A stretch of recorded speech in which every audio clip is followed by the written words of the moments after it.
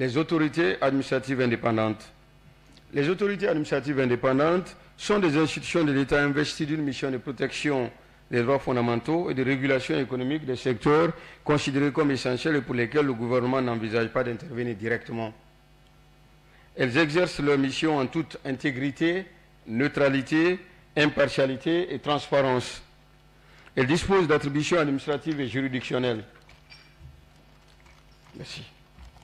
L'administration publique. Troisième partie des titres spécifiques. L'administration publique. L'administration publique est au service exclusif des populations. Elle est apolitique, neutre et impartiale. Nul ne peut la détourner à des fins personnelles ou partisanes. Toute conduite partisane, ethnique et clanique est punie par la loi. L'organisation territoriale. Généralité sur l'organisation territoriale. L'organisation territoriale de la République repose sur la déconcentration et la décentralisation. Le territoire de la République est organisé en circonscriptions territoriales et en collectivités décentralisées. Les circonscriptions territoriales sont les provinces, les préfectures et les sous-préfectures. La création des circonscriptions territoriales, leur réorganisation et leur fonctionnement relèvent du domaine réglementaire. Les collectivités décentralisées sont les régions naturelles et les communes. La création des collectivités décentralisées ainsi que leur réorganisation relève du domaine de la loi. Toute initiative de création de nouvelles collectivités décentralisées ou de circonscriptions territoriales est soumise à l'avis préalable de la Commission nationale pour le développement, dont l'analyse repose notamment sur des critères de viabilité économique, d'homogénéité géographique, sociale et culturelle. Les collectivités décentralisées s'administrent librement par des conseils élus. Le régime spécifique des collectivités décentralisées. Les collectivités décentralisées ont pour mission d'œuvrer pour le développement économique, social, sanitaire, éducatif, culturel et sportif de leur territoire. Elles bénéficient de compétences transférées et d'une autonomie de gestion. Elles bénéficient des ressources dont elles peuvent disposer librement dans les conditions définies par une loi. Les collectivités décentralisées bénéficient d'une part des ressources fiscales nationales pour faire face aux compétences transférées sur la base d'une péréquation définie par la loi. Le budget de l'année N ne peut être adopté par l'Assemblée nationale que lorsque les ressources déclarées au titre de l'année N-1 ont été effectivement rétrocédées aux collectivités locales. Tout transfert de compétences de l'État aux collectivités décentralisées doit être accompagné de l'attribution de ressources équivalentes à celles qui étaient consacrées à leur exercice.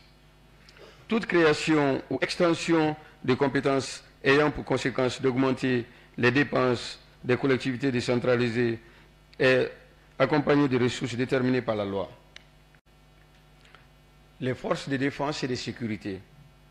Les forces de défense et de sécurité ont pour mission d'assurer la défense de l'intégrité du territoire et des intérêts supérieurs de la nation, de garantir le maintien et le rétablissement de l'ordre public dans les conditions définies par la loi, d'assurer la protection des personnes et de leurs biens, de participer au développement socio-économique et culturel du pays ainsi qu'aux travaux d'intérêt public, de participer aux missions de paix, de stabilité sous-régionale, régionale et internationale, de contribuer à la formation et à l'éducation civique des jeunes dans les conditions définies par la loi. Les forces de défense et de sécurité sont républicaines et apolitiques. Elles disposent du droit de vote. Elles sont au service de la nation et soumises à l'autorité civile légalement établie. Elles exercent leur mission dans le respect des droits de la personne humaine. Nul ne peut les détourner à ses propres fins. Elles sont en toutes circonstances tenues de respecter et protéger les institutions de la République et de s'abstenir de toute activité contraire à la Constitution, aux lois de la République ou de tout acte de nature à porter atteinte à la sûreté de l'État. Nul ne peut organiser des formations militaires, paramilitaires ou des milices à titre privé ou entretenir des groupes armés ou des milices. Des traités, conventions et accords internationaux. Le président de la République négocie et ratifie les traités, conventions et accords internationaux. Les traités, conventions et accords internationaux sont soumis à la ratification. La soumission des traités, accords et conventions internationaux exige l'approbation par l'Assemblée nationale. Donc, soumission de la ratification ou de l'approbation des traités ayant pour objet la cession, l'échange ou l'adjonction du territoire à une consultation préalable des populations par voie référendaire. Soumission des traités, conventions et accords internationaux à un contrôle obligatoire de conformité à la Constitution avant leur ratification.